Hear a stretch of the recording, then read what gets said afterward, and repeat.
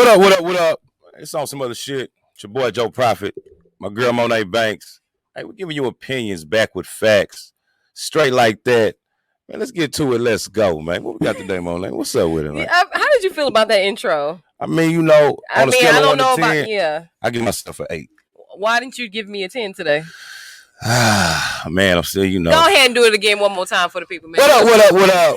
It's on some other shit. It's your boy Joe Prophet, my girl Monet Banks. I'm giving you opinions back with facts, straight like that. Let's get to it. Let's go. All right. Let's get y'all a 10, man. You know what I'm talking about? That's what I prefer. All right, let's get Come to on it. now, Mr. Prophet. Wake him up. Man, you get to it. This Where we is episode 13, so this is a big deal. All so, right. I mean, we getting on up there. You know what I'm saying? I'm real proud of you. I'm real proud-like. So let's get into it. This episode is entitled, And Then There Was Us. We are remembering the life of the legend, Mr. Earl, DMX Simmons. We have to show definitely make sure that we are paying homage to Mr. Simmons because it is well deserved. And I know some of you young folks out there may not really know what it was like because y'all weren't outside whenever DMX was really doing his thing. But we're going to take y'all back real quick and let y'all know what was going on. And we're also going to be discussing some other kind of double standards in the industry and some other things that are affecting Black men ultimately in the entertainment industry. So let's dive right into it. Oh, no, let's get to it. I hope everybody's having a wonderful day because Sunday, I am. Fun day. It is Sunday fun day. We in the home of the brunch. You know what I'm talking about? I know it's going down. The down. Brunch babes are out. Hey, brunch is going down somewhere in the city. You know what I mean? We trying to tap in after the show. You know what I'm talking about? You get me. All right. Okay. So this portion of the show, we're going to entitle it, X gonna give it to you. Okay. So there might be a little bit of barking, a little, only right. That sounds more like Chihuahua, but, remembering DMX, what do you remember about DMX? I mean, what effect did he really have on you? Like can you remember where you first were when you heard like that one song where he was like, this is it? Or can you take me back to that time in your life? One thing that resonated with me about DMX, it was, I don't know, I think it was one time he was on stage and he was like, I guess he was reading a poem or something. And the thing, it really hit me because I never seen somebody that's considered to be a gangster rapper, open themselves up and be so vulnerable, you know what I mean, to everybody. So I looked at that and I was just like, it's like, damn, X. I'm like, yeah, you know what I mean? It's just like, he's touching you differently than just spitting lyrics and having you want to go beat somebody's ass or something like that. He's like literally making you think and look within yourself and see yourself for who you are. You know what I mean? So it was, he definitely paved the way for, I guess you could say he was a real nigga, but he was also very emotional or in tune with, right. I feel like his feelings and things like that. So the perception that he had, I think from the mainstream was like, okay, people are looking at him as this hardcore, gangster guy. But at the same time, Irv Gotti, he had a story where basically he was saying it was a showtime at the Apollo. Eggs, he had just finished the show and he closed out the show with a prayer.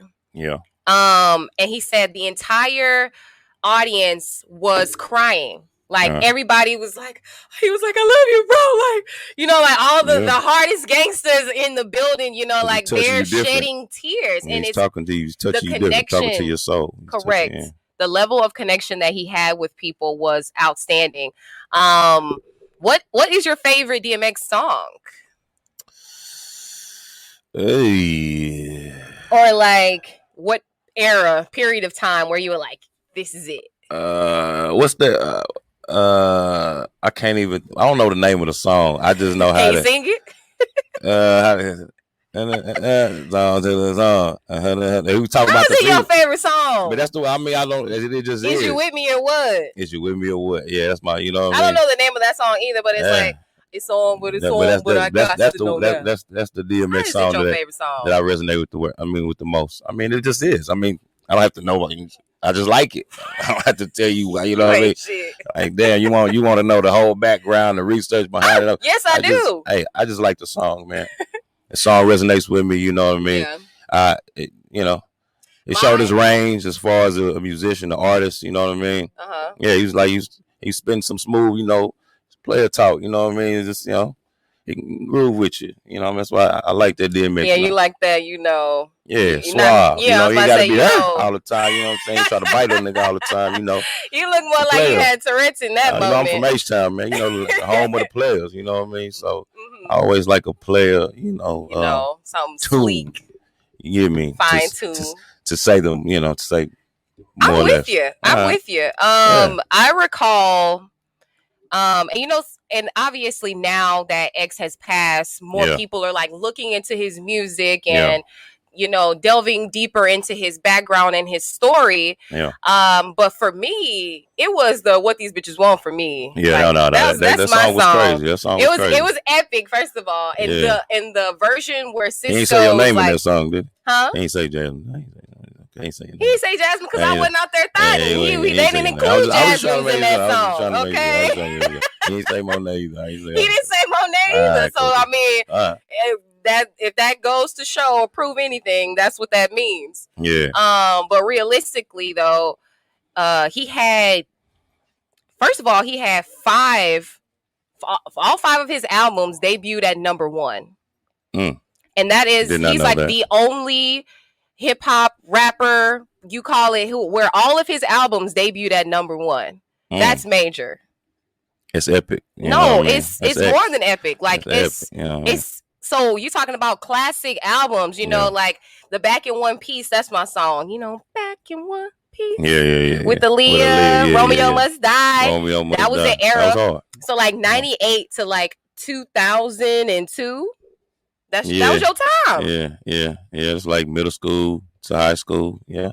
That was X was that was definitely his time. He was, man, the Rough Rider, the whole clique, like that was a lifestyle. It was. That was a lifestyle. He had people really like, okay, so I want to talk like the dog in you, right? Right. He brings out, like, what does it mean to have that dog? You always hear people like, man, you got that dog in them. You talk about boxers and you talk about, whenever you're playing sports and you're facing an opponent, like, man, they got them dog. What does that mean to you? Or what? I feel like DMX instilled something deeper when it came to that. To me, to what it means to have the dog in you, it just means that relentless effort. You know what I mean?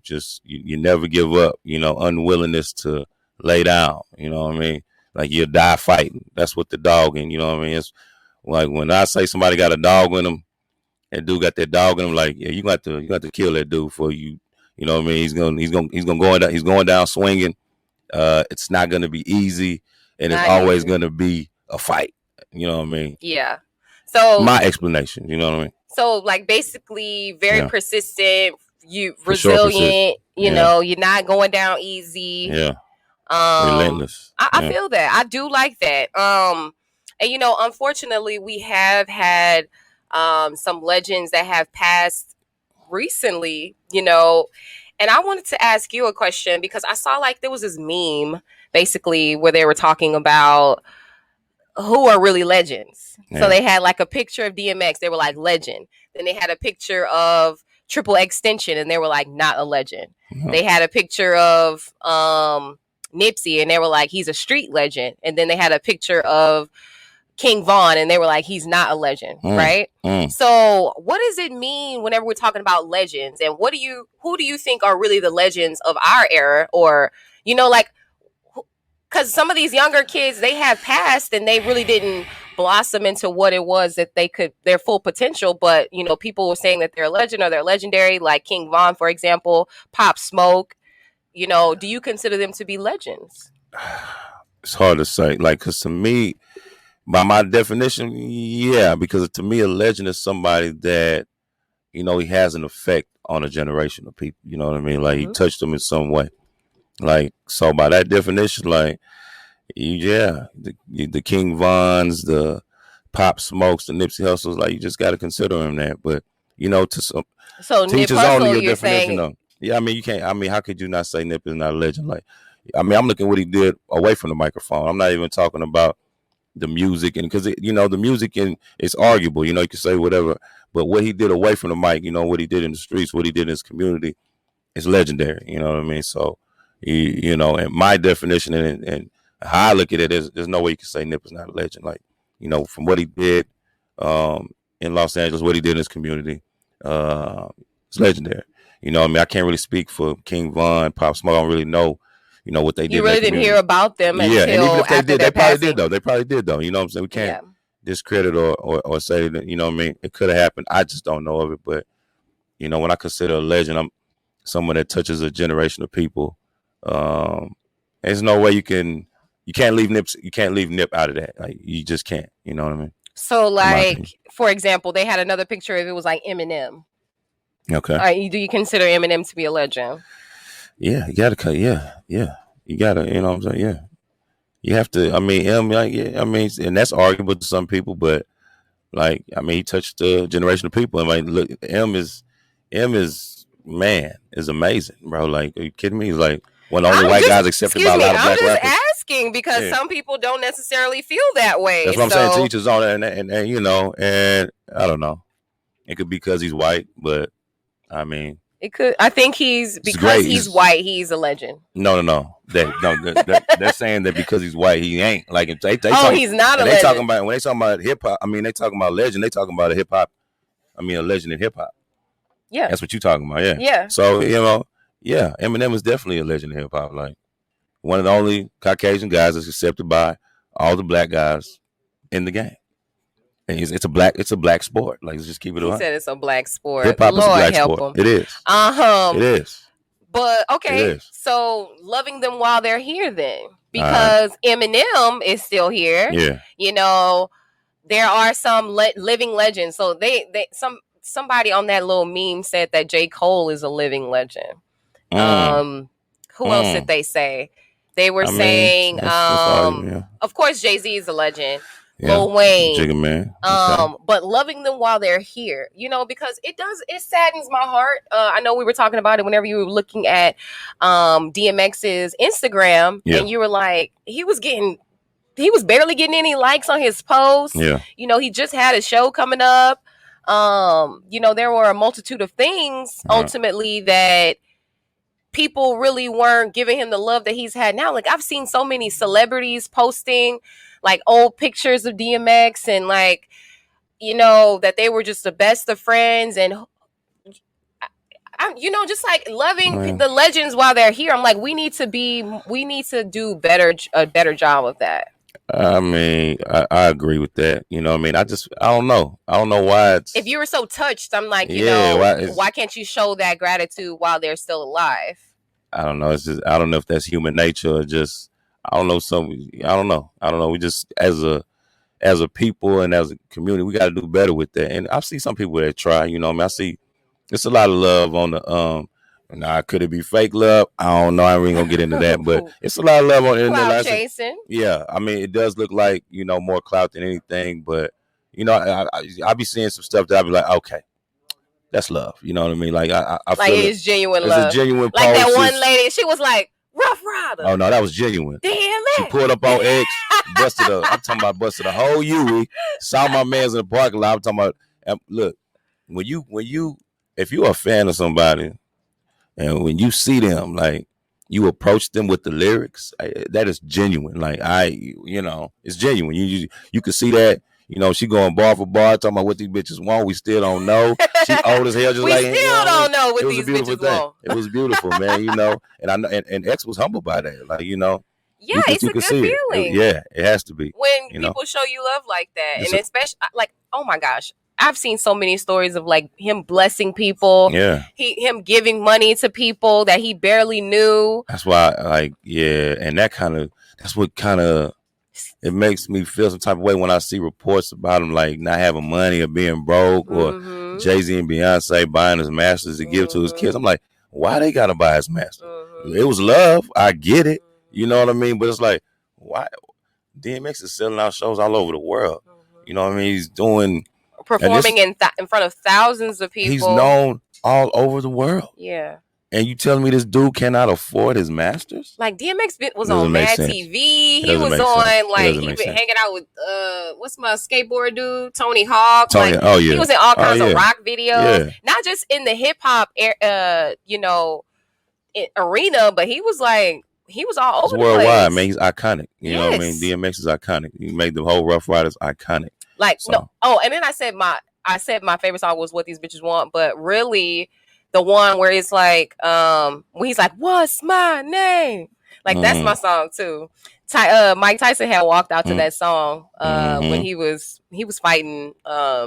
Don't give me the line. Whoever he was fighting. Yeah, but he was walking out to that song, and it kind of gave me chills a little bit because I was like, this is my song. But what, TMZ and also other media outlets, it kind of got to a point where it was almost disgusting that they were reporting his death when he was still alive. Yeah, they put that they pronounced his death 4 days before he had even passed. Yeah. I saw it on Twitter exploding, he RIP DMX, and it is sad because people want to be the first one to report some news and they don't even know what's going on. But I also feel like the industry is is capitalizing on the death of Black men, because what happens on Apple when somebody dies? What happens? The streams go up. Like, everybody's searching their music. There have been like 3 DMX playlists that have popped up over the last day on Apple. So, what is it? My question is, do you feel as though the industry basically is not giving the artists the help that they need so that they can ultimately cash out on them in the end? Oh, I mean, it depends on what you call the help. I mean, because the industry, they definitely give the artists resources, but how they use and implement and things like that. In X situation, I don't know. You know what I mean? We've heard so many different horror stories about people in the industry. The TLCs, the Tony Braxtons. You know what I mean? It's just, and these are like superstars. You're just like, yo, I'm really trying to wrap my mind around how y'all don't have no money. Like, I don't They're understand signing these crazy deals. Or do you not know how to read contracts? Or the lawyer that you're giving it to, like, is it your uncle? Is it you know what I mean? They momager. They was about to finish at TSU, but they got like 15 more credits to go or something, like, because the deals, like, they don't make sense, man. You know what I mean? It doesn't make sense, like, for somebody to reach superstar status and then come all the way back to zero, and even in some cases negative. I don't get it, man. It's just like, it's definitely clearly financial education, but at the same time, it's just like, it's just happening time and time again. So it goes like, you just contracts, man. Like, why are we not? When I hear somebody be like, I'm gonna let my lawyer look over. I was just gonna say, on the copy, the terms of agreement that nobody ever reads. Yeah. Like, I feel like it's a similar situation to that. It's like a lot of words you don't really want to read. Yeah. And some people have struggles with comprehension. Okay. So it can be overwhelming. This is true now. And so it's like, I'm not a professional. I would rather have somebody who is a professional look at it, and then they end up screwing themselves. Yeah. But in DMX's situation, he was battling addiction. Yeah. He said that his former, I guess an artist that he connected with, or his manager or something like that, Reddy Red, or it was like Ronnie Red or something like that. He ended up tricking him into using crack. He I heard that story. With crack. Yeah, that was a crazy story, man. It was like his big homie. He's like, looked at him as like, like an OG, and it really messed him up, because he was like, Ronnie Red. If you my OG, why would you do that to a kid? Knowing that, knowing that not only that I revere you, you know what I mean? So it's like, things that you tell me could sway me to do one thing or another because of how I admire you as a younger guy looking up to an older guy. Mm-hmm. So for you to take advantage of that and to have him, really put that young dude in a compromising situation, it was crazy, man. You know what I mean? It's just... And that definitely had an effect. I mean, even before he met that guy, he was having issues. He said that he was being abused at home. Mm-hmm. He was kind of on the streets, and that's why he became he became more connected with dogs and with animals because he's like, dogs are loyal. This is kind of where we're at with it. And he just decided like, okay, music is my thing. He like went to a summer camp one year, and the system that they were using, the audio interface, or the mixing machine or something, it was called DMX. Okay. So he was like, I'm pretty good on the beats.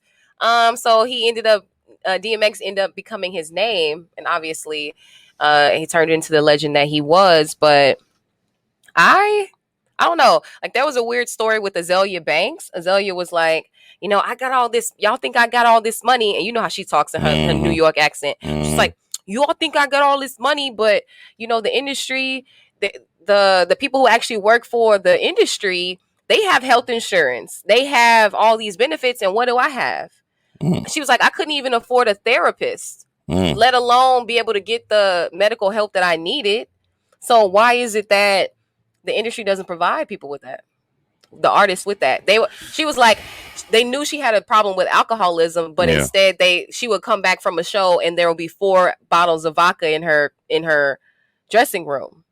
I mean, that's probably like, they look at that. Now, this is sick that I'm about to say that, but they look at that as like, that's probably where, the batteries to charge the, the toy. Like, that's what she is to them. You know what I mean? Like, so it's like, I ain't never really heard her music though. Like, I mean, she talking about, getting throwed and, what I'm saying, turning up and all that in the song. Not really. Okay, so I don't know, because I'm just trying to figure out like why they having 4 bottles of vodka for you when you off the show. Like, you probably requested that at one point in time, and then once it start getting crazy for you, just like, oh, I don't think I really want that no more. I'm trying to change, and they like, hold on, but this is what we agreed on. This is how it go. Mm-hmm. Boop. And that's not okay. I mean, it's not okay. Like, if she's coming to somebody or she's seeking help, like, hey, I'm struggling with alcoholism, why is it nobody's helping me? I don't have, as an artist, I don't have health insurance. I don't have XYZ. I don't know. Do we know? We don't. She's saying that she couldn't even afford a therapist. So they just getting straight cash. No other, the label ain't doing, you don't get no dental, you don't get no medical. Yeah. I mean, they're literally not giving her what she needs. And as an artist, I'm like, y'all need to be taking care of everything. My mental, my physical, if I'm making you money, ultimately, you have to take care of your investment, right? Not just pump me the drugs or feed me the drugs, like for Travis Scott. All you hear is like, for The Weeknd. Everybody loved The Weeknd when he was drugged out and like Glass Table Girls. But that's probably when he's making his best music. That was some good music. That's what I'm saying. Like, I don't know. It just seems like a lot of artists when they under the influence, it's when they making the best music that we love. That's not ready. I mean, that's not okay. It's not okay. Yeah. I mean, it's not, but it's just the industry is jacked up, and they know that they are jacked up. And for you artists out there, make sure that you are speaking up and letting people know your needs, because if they're not being fulfilled, then, I mean, your mental is more important. They did not, I don't feel like they didn't cover, comfort DMX. And ultimately, I mean, he still was struggling with addiction 20 plus years later. He kept going back.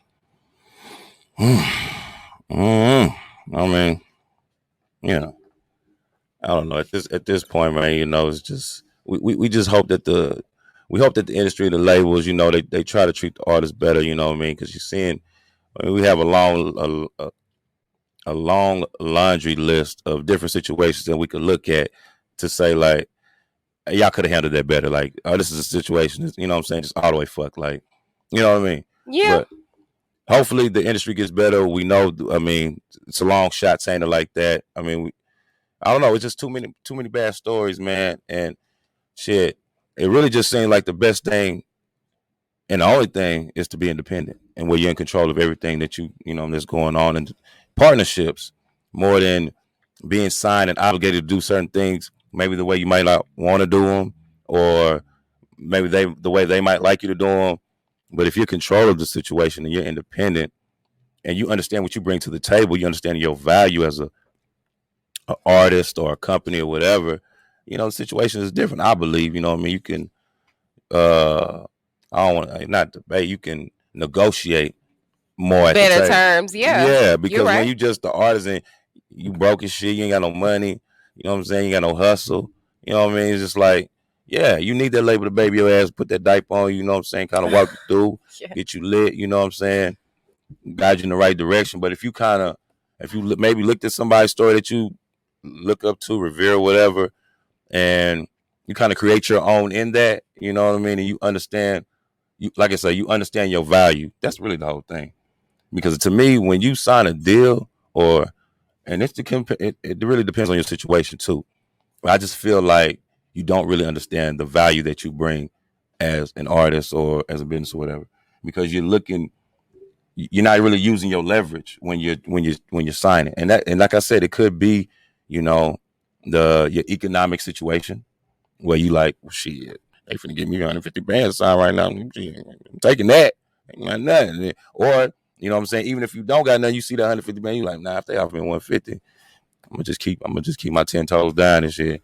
And next time they come back, you shit a milli or 10 milli or 5 milli. Exactly. Better deal. You're right. But that kind of leads us into the next thing that we were going to talk about, which is double standards. Okay. Double standards in the industry, in the entertainment industry. Obviously, there's artists, actors, people who do all kinds of things. But when we talk about, I don't know, like, okay, the situation with Paul Pierce, right? Yeah. Okay. So do you know what happened with Paul Pierce? I mean, I just saw I saw the video. I was wild for Paul, like, you know what I'm saying? I was just so happy that the truth still gets it in. Like, he let you boys know, like, you can still be retired, like, you know what I'm saying, out the game and still be getting it in. Well, he wasn't retired. He was retired from basketball. Yeah, from basketball. That's what I'm talking about. Yeah, that's what I'm talking about. He ain't hooping no more. But them things in the background, I didn't really see what they was looking like. They looked like some, you know what I'm saying? Some real janky. Okay, so let me tell the people what was going on, Fred. You guys who don't know, I mean, this kind of happened last week, a couple of days ago, I feel like. But Paul Pierce was in his hotel room. He was on IG Live. He was minding his business. He wasn't minding his business. He was putting his business out there. Oh, yeah, but he was smoking blunts. He had butt naked hoes in the background. Like, they was busting it wide open. Like, it was going down. Yeah. And I was shocked and appalled because I'm like, Paul Pierce is my guy. I'm a Celtics fan. Okay. And not shocked that he was doing that. I was shocked that he was putting it on live. He was in his natural element. But why are you putting it on live for the people to see? He was just letting boys know I ain't lame. You know what I'm saying? Like, it still go down over here, man. You know what I'm saying? Like, whenever we want to get it popping, look out, youngsters. Hey, we get it popping. He said, look out, youngsters. Hey, y'all tune in. I'm going to show you boys how to do this. He was really, I'm talking about the way he had the camera. He was just like, I'm going to show you boys. Look, y'all living. Now we living. Look at that. You see that back there? I was wild for you, Paul. Like, I saw that. But, it was so here comes the double standard, right? I'm talking about. You talking about with Paul Pierce, and because ESPN let him go, they severed their ties. Damn, for real? Yeah, they severed their ties. He was with getting Paul high on Pierce. camera though. Really I was remember one episode we watched. My nigga eyes was red as hell. But no, so the ESPN, right? Yeah. They were like, you know what, Paul? This isn't just working out. This video does not fit into our company's decorum. Yeah. And basically, we're going to fire you. So, damn. ESPN is owned by Disney. Yeah. So, they ain't letting them in Disney World no more either?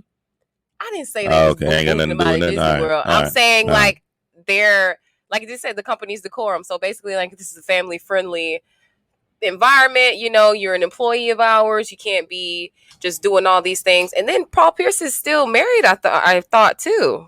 Yeah, he's still married. I don't know if he's still married. I don't know if wife let him get it in like that, or it was agreed upon situation. Oh, like they estranged. You know, I don't know. None of that estranged. She just like, you know what, just like, you know what, you can go have fun. You know, because he wasn't doing anything. Smoking weed. You know what I'm saying? Have your little snow party. You know what I'm talking about? Like it's cool.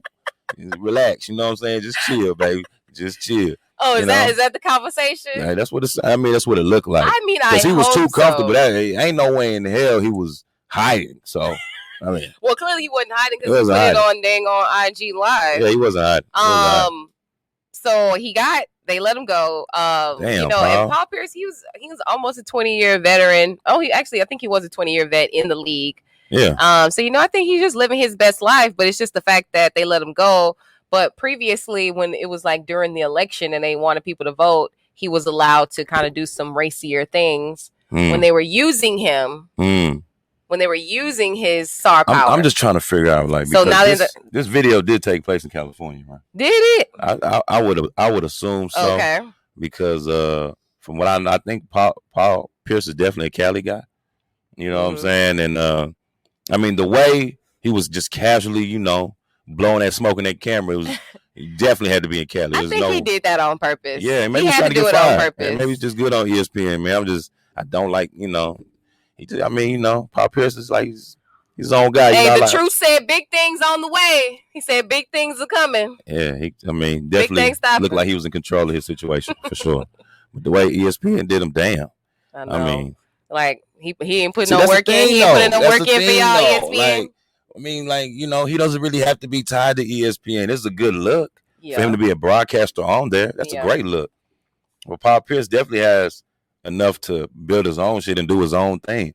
You know what I mean? He has a big enough network to bring in certain guests and do certain things, like that. But I mean, shit, Paul, you good? I mean, ESPN ain't gonna hurt him. Yeah. Okay. So you saying basically he's good. There shouldn't be no reason to panic or feel certain ways about it. Yeah. All right. I mean, I'm with that. Yeah. Okay. Now talking about the big trolls, the real trolls. Your boy Lil Nas X. And I mean, not negatively. I don't even knock nothing, Lil Nas. It's just the imagery that I have a problem with. Yeah, and the thing about it is, if we gonna keep it a buck. Yeah, we gotta keep it a buck. Like, if we gonna trip on Paul Pierce, we gotta trip on this guy too. We can't, you know what I'm saying? Just because he's living how he want to be living, he can just do anything he want. Where they do that at? And he said he was, trolling people because, there's so many people, religious people who always try to condemn people who are homosexual, gay, like go back to hell. You're a terrible human being. See, the thing is, man, when you do that, like anybody that does that, says anything like that, hateful, says something like that. I just really look at I just really ask myself, like, well, so what is it that you believe in, like? Because if you're this, and we going somewhere else with this, you know what I mean? But if you have this kind of hate in your heart to say that about somebody, and you're supposed to believe in the Bible or whatever, you know what I'm saying? Like, in there it talks about, forgiveness, love, love with all that, you know what I mean? But because someone chooses to live their life the way they have that damn right.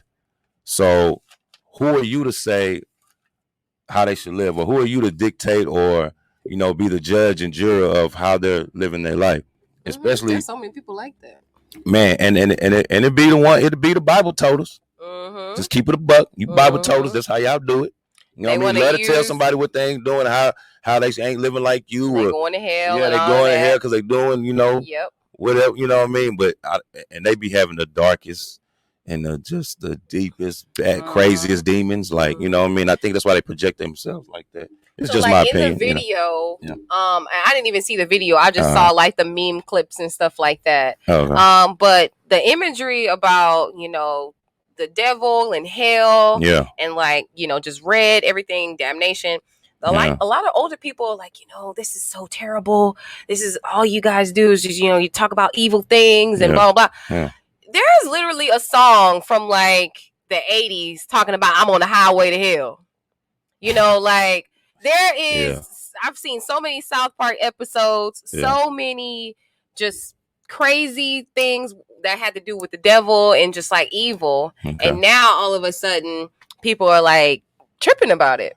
You know, I don't know. I feel it has a different connotation whenever you're like, okay, what is this really about? And why are you letting this affect you so much? You know what I mean? It's just, I get it. It's just hard to. It's like, oh, my kids, you're brainwashing my kids. Yeah. My kids don't need to be seeing this. Lil Nas X is not raising your kids. Right. You're supposed to be raising your kids. I mean, I know that now with all this technology, there's features for you to monitoring your kids. Right. Oh yeah. Internet time, Facts, what facts. they're Soon as they log viewing. into You can something, put the 18 and up guidelines on all that stuff. Okay, so yeah, how can you blame somebody else for raising your kids? Yeah, for with all this that's available to us, how can Nas X be the blame for your child doing what he's doing? A very valid point. But you know, I mean, Nas X is just interesting character to me. You know what I'm saying? It's, you know, and you gonna cop his kicks? The little blood Air Maxes? I think I'm good on that. I think I'm good on that. They was a grip. They was like 1,300 or something like that. Them little Air Max, blood Air Max or something like that. Yeah. You know, the hype beast definitely got them. I'm just saying, if we can't trip on Paul Pierce, man, and let Lil Nas X make it. It just can't happen. Yeah. We just gotta find a middle ground. You know what I'm saying? We just gotta find somewhere that we could come and just meet in the middle and be like, okay. You know what I mean? Do you think that there is a lot of sexual imagery out there? Yeah. But there's always been, right? Always, yeah. Sex but sells. It's more accessible. Like you can literally just get on your phone and see naked ass. Right. You know, like as a kid, right, it's everywhere. So I don't know if the level of curiosity isn't really there anymore. You can the level of curiosity is definitely there. And I'm talking about these youngsters, man. I'm talking. Hey, I done seen some crazy stuff. Oh man. You know what I'm saying? It's crazy, man. It's like these kids, they growing up too damn fast, and they into things like, I mean, but we was moving fast too as youngsters as well. But I'm talking about these. I'm saying you didn't have it on your phone. Oh no, we didn't even have. Oh, you didn't even have phones. But I'm saying the accessibility to the nakedness. Yeah. The bucket nakedness. I mean, yeah. Because back in the day, you had to get the magazine, right? You know what I'm saying? You had to be watching Real Sex, or watching you know, trying to chime in and watch, you know, where you would turn on the channel on HBO and then you have to go back because you don't want your mom to see what you was watching, kind of thing. Yeah. I don't know. People don't let other people raise your kids. You need to be watching and raising your kids. I agree with that. Yeah, you know what I'm saying. I mean, that just sounds like something the parents should do. I mean, that's what we talking about. Raise your damn kids, like, chill out, and stop making excuses. Like, if your kid is fucked up, I mean, let's just go ahead and just be parents and just like take the responsibility and try to change it. However we can, you know what I mean? The level of attentiveness needs to be there. Yeah. And that's a lot of things too. A lot of parents don't pay attention to their kids because these kids be showing them all the time that they fucked up, and the parents just be thinking this is a normal thing. Yeah. You know what I mean? They really crying out for help. But, you know, that's a whole nother story for another episode, I believe. Yeah. But, you know, so yeah, you know, but just own it. I say own it, you know. Value yourselves, value your own ideas, you know, so that you can elevate, I think. Yeah, I mean, well put. I can't disagree with it, but what we had next with him? I'm good on you. I want to talk about something that happened recently that kind of disturbed me. So there was an executive order that was passed from Uncle Joe Biden, and it had to do with Stop Asian Hate. And basically, some people who are involved with that. Hey, this Asian hate shit, you just make. This shit's getting crazy, man. Yeah, like, I mean, it's crazy, right? I read a story. That they got a challenge going on in San Francisco, California, a Slap a Asian challenge. Yo, it's kind of sick, bro. Yeah, it's like, I mean, it's self-explanatory what the damn challenges, but it's just like, why we come up with challenges like that? Damn. Can we challenge each other to love each other, man? How about that? That's a good challenge. I challenge you to love somebody. How about that? So not a challenge nobody's gonna accept. Of course, you're gonna hear that challenge and be like, "What? Why ain't doing it?" So with that executive order, right? Yeah. There, basically people are receiving funds for specific things. Okay. And ultimately there were a lot of Black people championing for Joel Biden. I mean, I said Joel Biden. For Joe Biden. They were, they voted for him. They were rooting for him. Joe and Kamala, match made in heaven, all of that good stuff, blah, blah, blah. Depending on how you look at it, yeah. Okay. No, I'm saying like this is what people were doing. Okay. But now he's in office and there hasn't even been any talks about reparations or anything that could actually improve the lives of Black people in this country. And I'm just wondering, like, why is it that Black people are constantly overlooked? Okay, Stop Asian Hate has only been something that has been circulating recently. Yeah. But whenever there was Black Lives Matter, there were so many anti-organizations that arise because they were anti-BLM. But I don't see any, Stop All Hate organizations. It's like Stop Asian Hate. Okay. Yeah. I don't see any, any All Lives Matter organizations in that regard. So what's the deal with that? I mean, like, why is it so hard? I can't put my finger on that. And you know what I mean? That's just us as humans, as a human race. Like, I mean, we just want to hope that we could, just stop the hate period and not try to, I don't want to say boggle it down and just, try to mash it up to, Asian hate or Black hate or race of hate, just all hate period. You know what I mean? Like, I don't know. I saw that challenge. It just really, it disturbed me, man. I was just like, damn. Like, is it really getting to that point? Like, you just trying to walk up and slap somebody like that? Yeah. Not even knowing who this person is, what that person got on them. Because you could really try the wrong person and you run it with their foolishness and they ready for you to try to slap them. They're gonna lay you down. They're gonna lay you down. You know what I mean? So it's crazy, man. You know what I mean? I ain't with none of that hate, man. You know what I mean? It's all love, man. You know what I mean? So I know, but I'm just saying, I feel like why was it so immediate that this executive order was issued? But again, like I said, that's a great question. There's been so many Black people who have been going through all these trials and tribulations, and yet the Asian community is getting uplifted, which is not to say it's not a bad thing. It's deep now. Okay, so what does that mean? Are we not? Are we? What do you mean? I mean, are we? I mean, the Black community, are we, we ain't getting them orders passed through like that. We've been fighting for years, over 100 years. You know what I mean? Who? Fighting who? The government? The government, legislators, congressmen, senators, all of them. We've been fighting them all. That's my point. We've been fighting for so long, and yet then you have somebody else came through, and then boom. Yeah. Change. Yeah. Effective immediately. Yeah. I mean, I don't know. I can't call it, man. I can't call it. Yeah, it's because Black people, is it bad that executive order is in place? It's not bad. No, it's not bad. Okay, then. So it's not bad. Let's not, I don't think we should go trying to challenge why this was in place and another one wasn't in place. All right, that was in place. Now let's try to get another one in place to stop all hate or, I mean, what the heck was George Floyd and Breonna Taylor? Yeah. What was that? Yeah. And there hasn't even been I know there was an incident that happened in Atlanta, but there hasn't been like with the Asians in Atlanta. Yeah. It started in Atlanta, then the San Francisco one is pretty recent. Okay. Yeah. So there hasn't been a mass situation in the United States where there was that there were Asian people being racially discriminated against. When you're talking about just minor situations that just turned into legislation. Yeah.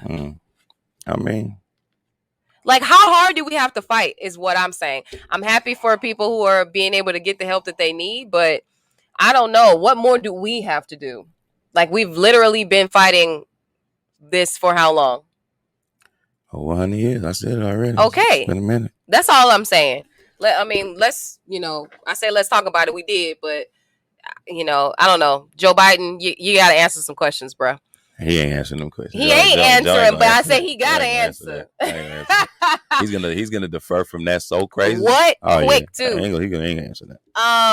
So as far as, still talking about current news, we are in Houston, and we got to talk about Deshaun Watson. And what's happening in his situation? Oh, man, it's, I really want to see how everything plays out before I really just comment on it, because I can say, my opinions and all that, but I don't want to be insensitive to anybody's feelings that could or could not be a victim, because we don't know. Yeah. But, I ain't gonna lie. Everything up till this guy wanted to get out of Houston, it was cool. As soon as he said he wanted to leave, here come the problems. Yeah. That in itself was just interesting to me. Now, these women that are saying these alleged things that he did, like I said, I want to see how it plays out before anything happens, because I really don't know, what I'm saying, to the full extent what was happening. But I understand, but what they claim that he's doing is crazy. Like, you know what I'm saying? Just ordering up these massages just to, just to harass or sexually assault people. Yeah. And it's like, okay. Yeah. And I don't want to put anything past anybody, because you don't know. Yeah, you don't know. But it's not making sense to me. I felt like he had a girlfriend and some other things, and he was working on basically focus on his career. I mean, we don't know what he was doing behind the scenes, but it's so hard for me to believe. And just like you said, the women who have been speaking out, they're all massage therapists. That's what I'm saying. So 20 times or 20 different women who are massage therapists saying that they were sexually assaulted by him. And they all came up out of over this past month or two. Yeah. But look though. No criminal charge has been filed by HPD, which is another interesting thing to me. Wow. And because we do know that, sexual assault is a criminal offense. No charge has been brought against them. So it's just like, it's just all you can say is, because it's like, I don't know, man, such a situation, man. There's been some compelling evidence. There was the one lady who she did an interview online. Okay. And it was a very heartfelt, emotional interview. She was just saying, this is what happened. I am a victim. Here we are, kind of thing. And that may or may not have swayed the situation, but you're saying that there have been no criminal charges. So is it just a defamation issue? Are they just trying to slander and, diminish his character? It's possible. It definitely seems that way. It's just like, even if we don't do anything to him, at least, we put some dirt on his name. Yeah. For the next, he's damaged goods. Get him out of here. But, okay, do we not remember Big Ben? Whenever Big Ben had his situation, his rape case, Big Ben went down for sexual assault. He didn't go down, but there was an issue with him where he was sending explicit pictures. Or do you remember? What I remember about Big Ben's situation is I remember it was something, they was at a restaurant or something, and he was wouldn't let this girl come out the restroom, or something like that, to that extent. You know what I mean? And it happened from what I remember, 2 occasions or something. But it was crazy how the NFL just kind of like brushed that under the rug, and then right. So I brought him up for that. And go ahead. No, I'm saying I brought him up for that reason. Yeah. Because we're talking about Deshaun Watson and what's next for his career and where he's gonna, is he gonna be able to bounce back? But there was so many. The way the Steelers were behind Big Ben after that was crazy. But see, Big Ben never said he wanted to leave. He didn't. So is that the difference? That's definitely the difference. Yeah. Trust me, because if if Deshaun Watson wanted, we wasn't hearing nothing before. Nothing. How we go from hearing nothing about this guy to, I mean, well, I hate to say it, but Bill Cosby, we never heard nothing about this guy, and then all of a sudden it's just, hey, load up. It's like 30 load plus up people, on right? on the women. Is just, hey, he's just peeling everybody. Come on, man. He's just peeling everybody. He getting them, putting them pudding pops in everybody, huh? That's what you know what I'm saying? I'm just like, hey, I'm just trying to. I don't know. I'm waiting for I need some hardcore evidence, or I don't need just stories. I need to see like something more concrete. I don't know. That's just me. It's just, like I say, it's just odd that my man said he wanted out the age. Boom. Here we go. A laundry list of he touched me. He did that. He did that. But damn, just like 2 weeks ago, it was all good in the city. It was all good just a week ago. Yeah, man. So, I mean, you know. We're here for you, Deshaun. I'm not saying what happened. Now, trust me, you go down and get a criminal charge, she's going to be singing a different tune. See? For sure. No, I'm not. For sure. I'm not. For sure. I just want to know the truth. I just want to know the truth. You can't handle the truth. No, I don't want my man to go down like that, man. Yeah, you know what I'm saying? I don't want that to be true. He seemed like a good kid, you know what I mean? Gotta, you know, and one thing, well, that's dope. I mean, I be contradicting myself by saying this. Now because look, growing up, you know what I'm saying, playing football, coming up and all that, like, hey, one thing about a quarterback, he ain't got to force himself on no woman, dog. Like, they just get the girls, he got them. Like, quarterback ain't got to go looking. You know what I'm saying? But now, so that's why I'm just like, yeah. First of all, you in H-Town. You in Houston. Okay, home of the baddies. You feel me? Yeah. So, like, there's plenty of them out here. Yeah. So why you got to be forcing yourself on somebody else? And you the quarterback of the Texans. Trust me. He doesn't. I really just don't believe it. I mean, I can't imagine that this guy is that lame that he have to force himself on a female in Houston. I just don't believe it. But we don't know his background. He's not from Houston. But we do know his background. He grew up poor, didn't work done, like help his family, and so maybe he felt some sense of control. I don't know. I mean, I don't know. I'm just saying. It's possible. It is possible. Hey, man, we gotta clear my. Well, stay tuned for the results, clear though, my y'all. Nigga name, man. Clear my nigga name. Man. You know what I'm saying? Exactly. DW12. We you know what I'm saying? Clear your name, man. Oh my gosh. Okay, guys. Okay. So this is everyone's favorite portion of the show.